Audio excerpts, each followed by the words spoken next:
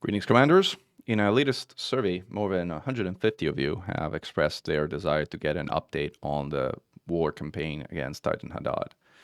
So here we are. The current week has gone very well, with the 10 outer systems almost entirely recaptured, and the last remaining one in the process of being recaptured, and it will soon be, and an additional 5 systems on top also being captured, which will bring the total number of systems from of controlled systems around Titan Hadad from 52 to what is 452 minus 15, 42, 37.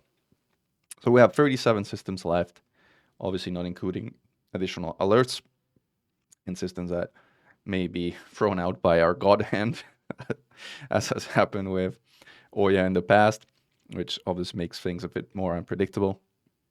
That being said, save those kind of surprises, we're roughly looking at a 3 to 4 week campaign post the server tick this coming Thursday to clear the remaining systems around Titan Hadad.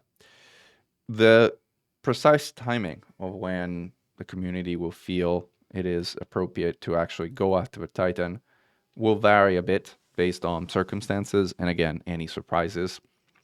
I think in general, the current feeling is that we don't really have the appetite to go after a Titan that is anything short of compromised in terms of damage resistance, or ideally completely vulnerable, which was the case for Oya after clearing all of its internal systems.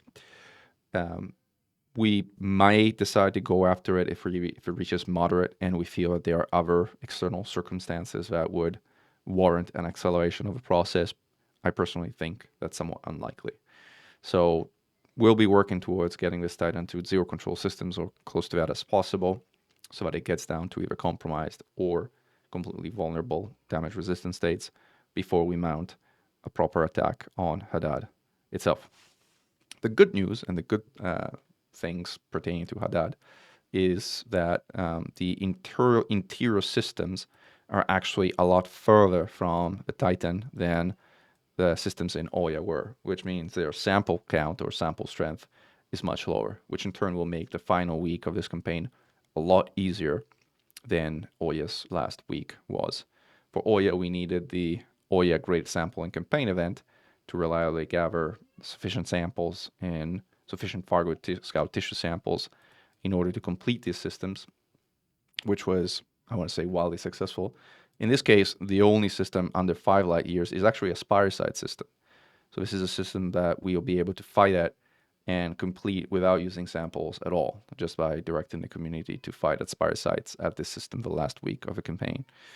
But other than that, there's only 2 systems significantly below 10 light years, and all the others are close to being 10 light years or ahead, which makes them comparatively more tractable.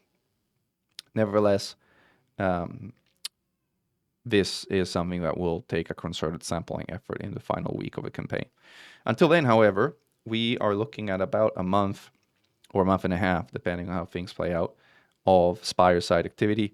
We've directed folks to fight at Call 285 Sector USZ B14-7. This is a nice spire site that is 1500 light seconds from the main star, so not too far of a hike. And it's also at just 0.05 G in terms of gravity, which makes flying around very, very comfy. Spire sites can have sometimes very significant gravity that makes fighting at them comparatively harder. That is not the case for any of the in-ear spires of this maelstrom around Titan Hadad, which again makes it very nice as far as the campaign is concerned. So in terms of like other things to know, as these systems clear, these become targetable by fleet carriers. So if you're looking for a parking spot, because it's kind of crowded right now in terms of parking spots for carriers around Titan Hadad in the external cloud, look after Thursday for any of these systems that will just recently have cleared. Not the recovery ones. Recoveries were changed so that you can no longer park or jump carriers into recovery system. So these won't apply until the recovery state formally clears. But the ones that go straight to cleared because they are unpopulated, these ones you can all jump in your carriers into if you want to get closer to the action as a whole. Keep in mind the Super Cruise overcharge drives on the Titan Killer crates have a range of about 10 to 11 light years. So we have a sort of handful of systems that we'll be able to park once we get to a final week to assault the Titan itself. And again, as a reminder, Hadad is the Maelstrom that is the farthest from the drop spot at over 30,000 light seconds. So this is one system where you absolutely want to use the Super Cruise overcharged drives to get there. Otherwise, it's going to be a very long hike every time you're trying to get there, especially if you're going to get interdicted over and over and over again, as you typically are in a Titan system. So again, about a month of Spire activities up until the Spire is up, which is up until really a week from the end, because this actually might be the very end last week as well. This is 1, 2, 3, 4, 5, 6, 7, 8, 9, 10. Yeah, like the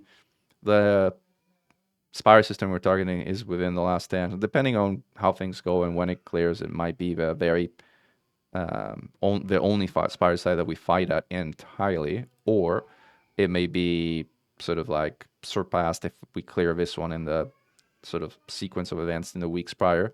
Then we will shift our attention to the final Inner Spire in the final week. But again, we will see once we get closer to it in a few weeks. So for the time being, focus on Spire activities at Call 285 Sector USZ B14-7.